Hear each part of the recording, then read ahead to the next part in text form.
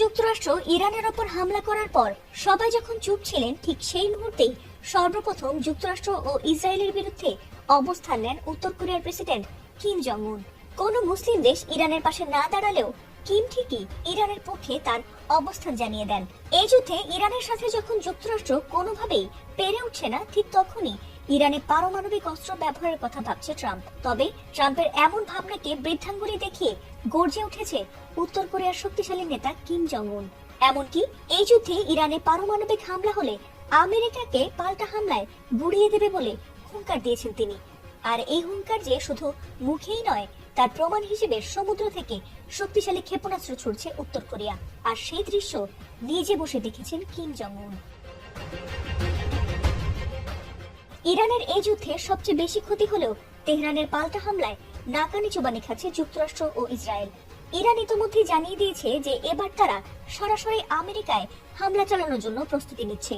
কিন্তু প্রশ্ন হচ্ছে, ইরান কার সহযোগিতায় আমেরিকায় হামলা চালাবে? তবে কিম জং উন কি ইরানের পাশে দাঁড়িয়ে মোস্তফা খামেনিকে সাহস যোগাচ্ছে? আয়াতুল্লাহ খামেনি নিহতের খবরে কিম জং উন শোক জানিয়েছিলেন। এছাড়াও ইরানের নতুন সর্বোচ্চ নেতা মোস্তফা খামেনিকে ট্রাম্প মেনে না নিলেও তিনি ট্রাম্পকে কোনো তোয়াক্কা না করে মোস্তফা খামেনিকে সমর্থন জানিয়েছিলেন।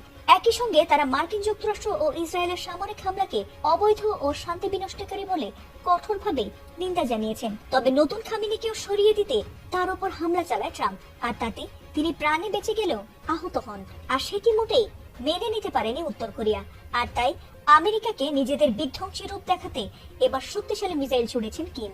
এবারের মিসাইল ছুড়ে ট্রাম্পকে যেন তিনি কঠোরভাবে সতর্ক করে দিলেন।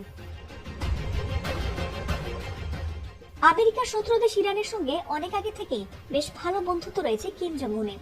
আর তাই যুক্তরাষ্ট্র ও ইসরায়েলকে কোনো পাত্তা না দিয়ে মধ্যপ্রাচ্যের চলমান যুদ্ধের মধ্যেই নিজেদের পারমাণবিক সক্ষমতা দেখাতে আবারও ডেস্ট্রয়ার জাহাজ থেকে ক্রুজ মিসাইল ছুড়েছেন কিম জং উন।